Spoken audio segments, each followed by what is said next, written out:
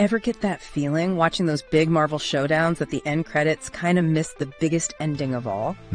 We're talking about what happens after the fade to black, the eternal sleep, death. You've sent in a stack of research on Marvel's version of death. Yeah. And let me tell you, this is no Reaper with a scythe. No. This deep dive is going to be fascinating. Absolutely. In the Marvel universe, death isn't just some cloaked figure. It's a force, like as old and vast as the universe itself. Okay. We're talking fundamental, born alongside entities like eternity, infinity. Okay, pause right there. For those of us who don't speak cosmic, what does that mean? She's a fundamental force, so what? It means that without death, the universe as we know it couldn't exist. Imagine the Big Bang, the birth of everything. You have creation embodied by eternity, the potential for endless change with infinity. Right. But every force needs a counterbalance. Okay. That's where death comes in. Okay.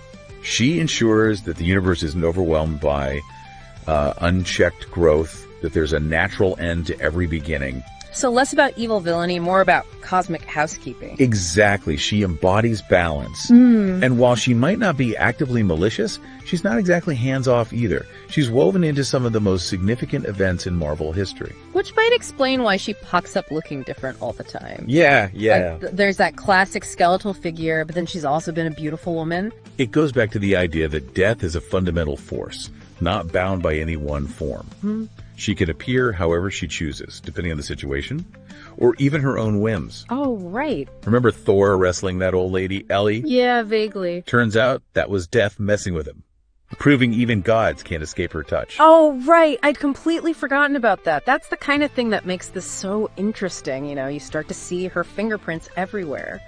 But when it comes to making an impact, nothing tops her thing with Thanos, right? Yes, Thanos. Yeah. It's not every day you come across a love story where one half of the couple is literally the embodiment of oblivion. Right. Although love story might be putting it lightly, it's more like a cosmic stalker situation from what I've read. It's certainly complex. Thanos, from a young age, was fascinated by death, by its power. Right. And death, in her own way, seems drawn to his potential for destruction. Really? Viewing him as a tool, perhaps even a weapon to wield, in her pursuit of universal balance. So when Thanos wiped out his entire planet trying to impress her, that wasn't just him being a power-hungry maniac. It was a demonstration, a gruesome testament to his dedication to death's cause. Wow. He saw it as a grand gesture, a way to prove his love, but even then, it wasn't enough for death. No. She seemed to want more, always pushing him toward greater acts of destruction. It's like she saw him as a work in progress, constantly nudging him towards a more nihilistic masterpiece. But why Thanos? I mean, there are plenty of other villains in the Marvel Universe with a penchant for chaos. That's the question, isn't it? Was it simply his potential for destruction? Or was there something more, some deeper connection between their essences that even they didn't fully understand? It speaks to the mysterious nature of cosmic entities, the idea that their motivations may be beyond our comprehension. So what you're saying is, we shouldn't try to analyze this relationship using human terms like love or obsession. Precisely. It's tempting to do so, but ultimately we're dealing with beings operating on a scale far beyond our understanding. Their love, if we can even call it that, is likely as much a force of nature as a matter of personal choice. Okay, that makes sense. But if Thanos was Death's instrument, her way of nudging the universe towards balance, what about her role in those big cosmic level events? Right. We're talking about the Contest of Champions, the Annihilation Wave. Yeah. How does she factor into those? That's where it gets truly fascinating. You see, Death's influence often manifests in subtle, almost imperceptible ways. She's a master strategist, playing the long game on a cosmic chessboard. So give me an example. How does she actually do anything in these events? It's not like she's showing up, snapping her fingers, and ending entire planets, right? Take the Contest of Champions, for instance. On the surface, it's a cosmic game between powerful entities like the Grandmaster and the Collector. But look closer, and you'll see Death pulling the strings, manipulating events to her advantage. What? She's literally using Earth's heroes as pawns, gambling on the outcome of their battles. Wait, seriously, she's playing games with the lives of heroes. Exactly. And in doing so, she reveals a key aspect of her nature, a willingness to manipulate and exploit even the most powerful beings in the universe to achieve her goals. Which makes you wonder, what are those goals? Yeah. Is she really just about maintaining balance? Oh, right. Or is there something more to her agenda, something we're not seeing? That, my friend, is the question that keeps even the most knowledgeable cosmic scholars up at night. This is already blowing my mind, and we haven't even gotten to the really weird stuff yet. Like, what happens when Death gets tired of being, well, Death? And what about Deadpool? Ah, yes, Deadpool. We can't talk about Death without mentioning the merc with a mouth.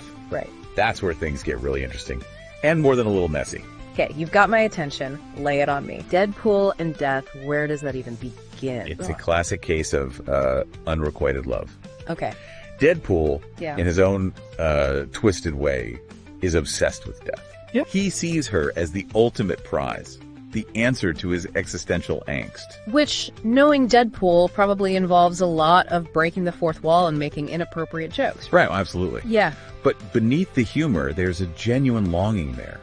Deadpool, cursed with immortality, sees Death as a release, a way to finally find peace. But Death isn't interested. In fact, she seems almost annoyed by his advances. She's a being of immense power and cosmic significance. Right. Deadpool, for all his charm, is still just a mortal. And a rather chaotic one at that. Right, and let's not forget Thanos. He's still in the picture. Right. And he is not happy about this new competition. Thanos' jealousy is legendary. He sees Deadpool as a rival, a pretender to Death's affections. And in a fit of rage, he curses Deadpool with true immortality, ensuring that he can never be with Death. Talk about a love triangle from hell, but here's the thing. Death doesn't seem to want either of them. It highlights an important point. Yeah. Death's motivations are her own. She's not some prize to be won. She's a force of nature, operating on a level beyond human comprehension. So while Thanos and Deadpool are busy fighting over her, she's off doing her own thing. Right. Which, as we've learned, can involve anything from manipulating cosmic events to hanging out with Thor. Exactly. But there's one chapter in Death's story that's even more unexpected than the Deadpool debacle. Okay. And it all starts with a woman named Marlo Chandler. Okay, I remember reading something about this. Yeah. Marlo becomes Death, right. Right. But how does that even work? Can a regular human really embody a cosmic entity like that? It's a fascinating turn of events. You see, Death, for all her power, is not immune to exhaustion. She's been around since the beginning of the universe, witnessing endless cycles of life and death. So she decides to take a break. A cosmic vacation, as it were. In a way, yes. But she doesn't just disappear entirely. Oh. Instead, she chooses to experience life from a mortal perspective. And she does this by merging her essence with Marlo Chandler. So Marlo basically becomes Death's avatar. Walking, talking, living Death. In essence, yes. But it's more nuanced than a simple possession. Okay. Death's presence fundamentally changes Marlo, giving her a deeper understanding of the universe and her place in it. But she's still Marlo, right? Yeah. She still has her own personality, her own memories. Exactly. She's not a puppet. She's a fusion of two beings, each influencing the other. So what does this new, more grounded Death get up to? Does she still manipulate cosmic events, or is she more focused on the day-to-day business of, being Death? It's a period of great change for Death. Through Marlo's eyes, she experiences the world in a whole new way. Wow. She feels the joys and sorrows of human existence, and she begins to question her own role in the cosmic order. So this retirement isn't just about taking a break from the cosmic grind. Right. It's about personal growth, about understanding the true weight of her own existence. Precisely. And this newfound empathy has a profound impact on how she approaches her role. She becomes less about cold, impartial judgment and more about compassion and understanding. But I'm guessing this period of peace and self-discovery doesn't last forever, does it? Unfortunately, no. Because even when Death tries to step away from the cosmic spotlight, the universe has a way of dragging her back in. And in this case, the universe comes calling in the form of a very persistent and very angry Thanos. Oh boy, here we go. Thanos does not like being ignored, does he? He does not. Yeah. And when he discovers that Death has chosen to experience mortality, to live as a human, his rage knows no bounds. So much for a clean break, huh? Not a chance. Thanos is determined to win back Death's affections, even if it means tearing apart the very fabric of reality to do it. Okay, now I'm really on the edge of my seat. What happens next? Does Marlo embrace her role as Death and fight back? Or does Thanos drag her back to the cosmic shadows? Well, that's a story for part 3, but let me just say this. Okay. The battle between Thanos and Death is more than just a fight for power. It's a clash of ideologies. A fundamental disagreement about the very nature of life, death, and the universe itself. I can't wait to hear how it all goes down. So last we left off, Death is living a surprisingly normal life as Marlo, Chandler, Thanos is on a warpath to get her back, and the very fabric of reality is hanging by a thread. Where do we even go from here? Well, Thanos' arrival throws everything into chaos. He confronts Marlo, demanding that she remember who she truly is, that she return to him and embrace her cosmic destiny. And how does Marlo react to all of this? I mean, she's still technically Death, right? Does that power just come rushing back? It's more complicated than that. Yeah. Imagine having your entire being redefined, only to have it ripped away, then forced back upon you. Marlo gets flashes of her time as Death, but they're overwhelmingly confusing. She's caught between two realities, the human life she's grown accustomed to, and the cosmic power that's intertwined with her very essence. That sounds more terrifying than empowering. But Thanos, he's not exactly known for his patience or empathy. Does he try to force her to remember? He does, and his methods are, well, typically Thanos-esque. He unleashes wave after wave of cosmic energy, trying to shatter the mental blocks that are keeping Death from fully re-emerging. I'm sensing this does not go well. It doesn't. See, what Thanos fails to understand is that Death's time, as Marlo, as brief as it was, fundamentally changed her. She experienced empathy, compassion, the things that make us human, and those experiences left an indelible mark. So when she does remember who she is, when that cosmic awareness comes flooding back, what happens? She rejects Thanos utterly. Not just his advances, but his entire worldview. She sees his obsession with death and destruction for what it truly is, a hollow, self-serving crusade. Okay, I did not see that coming. I mean, we're talking about the embodiment of Death telling the Mad Titan to get a life right. It's a pivotal moment not just for Death, but for the entire Marvel Universe. It challenges the very notion of destiny, of preordained roles. If Death herself can choose a different path, what does that mean for the rest of us? Big questions for sure. But we're talking about Thanos here. He doesn't just take rejection well. What does he do? Consumed by rage and heartbreak, Thanos lashes out. But it's not Marlo he targets. He realizes that to truly possess Death, he needs to break her free from this cycle of choice and free will. And he knows just the thing to do it. Wait, don't tell me. He uses the Infinity Gauntlet, doesn't he? He does. With a snap of his fingers, Thanos enacts a plan so audacious, so unbelievably cruel, that it sends shockwaves throughout the cosmos. He uses the Gauntlet's power to transform Death, stripping her of her agency, her individuality, and turning her into one of the Infinity Stones. He turned the embodiment of Death into a cosmic battery. That's cold even for Thanos. It's a chilling demonstration of his power, but also his utter lack of understanding.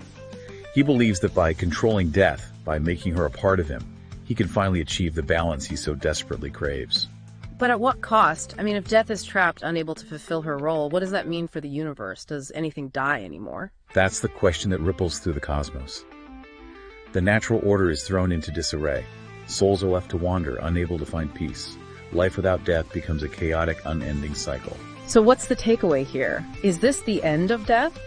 Or is there a chance she might break free, reclaim her role, and maybe give Thanos a piece of her mind? Well, in the ever-evolving world of comics, nothing is ever truly permanent. Death, being a fundamental force, is more than just a character. She's an idea, a concept woven into the very fabric of existence. And as long as there's life, there will always be death. That's both reassuring and terrifying at the same time. We've learned that she's more than just a Grim Reaper. She's a complex being with her own motivations and desires. She's been manipulated, worshipped, even imprisoned, but through it all, she remains a force to be reckoned with. Exactly. And her story is far from over. The question isn't if she'll return, but how. And when she does, the Marvel Universe will never be the same. Okay, that's going to give me nightmares. The good kind, of course. But for now, that's our deep dive into the fascinating, terrifying, and surprisingly complex world of Marvel's Death. What did you find most surprising about her story? Let us know in the comments below, and don't forget to subscribe for more journeys into the heart of pop culture's biggest questions. Until next time, stay curious!